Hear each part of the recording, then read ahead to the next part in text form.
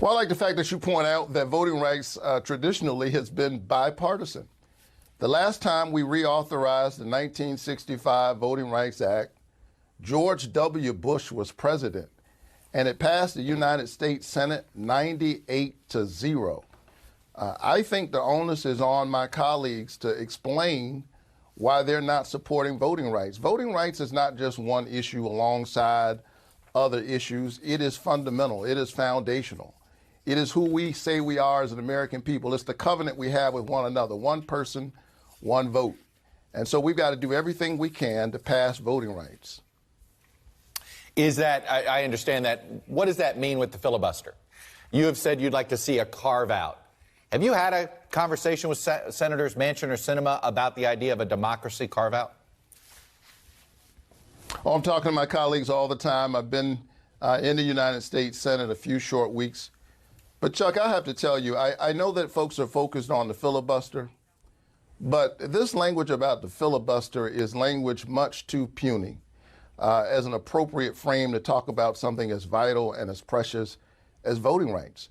We have to pass voting rights no matter what, and it's a contradiction to insist on minority rights in the Senate while refusing to stand up for minority rights in the society. As someone who served as the pastor of Congressman John Lewis, who literally laid his life on the line crossing a bridge in order to secure that right for us, I'm going to do everything in my power to convince my colleagues to support voting rights. It's the only reason why any one of us is in the Senate in the first place. Somebody voted for us.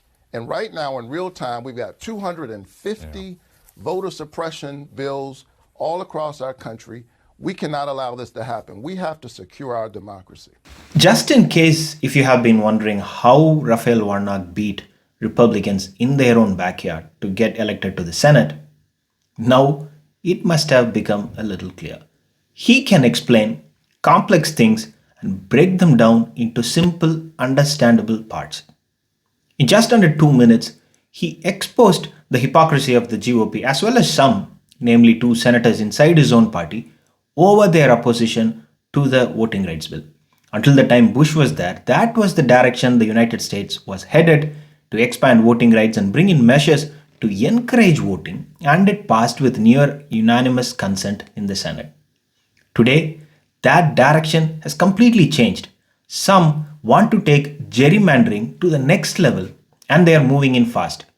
Passing the voting rights bill in the Senate is the only way to stop this, or at the very least, it can mitigate some of the roadblocks that are being placed on the way to the polling booth. For what it's worth, even Lindsey Graham could not believe the reasoning behind Georgia stopping people from giving water and food to someone who is waiting in line to vote. This is the one that I think is creating the biggest fuss. It makes it a crime to give food or drink to voters waiting in line. Senator, why on earth, if Americans are willing to wait in hours to vote, would you make it a crime for people to come and give them a bottle of water? Well, all I can say is that doesn't make a whole lot of sense to me. I agree with you there. But in Georgia, you had an explosion of mail-in balloting. Hey Lindsay, let me tell you a secret. Hope you will keep this to yourself. Throughout the country, Democratic voters tend to live in highly populous urban centers, while Republican voters tend to live in less populated rural areas. Out of these 2 counties, which one do you think will have a long line on the polling day after you have chipped away at vote by mail?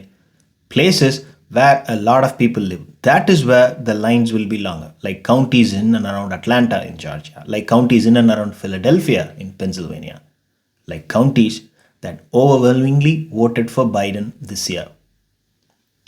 If the lines are longer, Lindsay, then it takes time to cast your vote. Sometimes it takes hours and hours. So if you reach there by morning 9 a.m. and it's already gone past 11 a.m., would you get thirsty? Will someone get hungry? Of course they would. So what happens when you cannot give food and water to those people waiting in line? You have to step out of the line and be ready to come back and stand in the line again, or decide to go home and not vote. It's simple, Lindsay. Very simple and very effective. But there is one more secret I'm going to tell you. The more your team keeps telling people how important their vote is, then people will sit back and listen. And that is all you guys have been doing since the start of the year. The 250 bills that are moving in the GOP state legislatures around the country may only help you in making a few things harder for people to vote, but it also tells every single voter in the country how much value you think their vote is. And it looks like they are all ready to show up and vote no matter what. If more than 160 million people vote in the 2022 midterms, please don't complain that I did not tell you beforehand. Thanks for watching. If you like it, please do subscribe.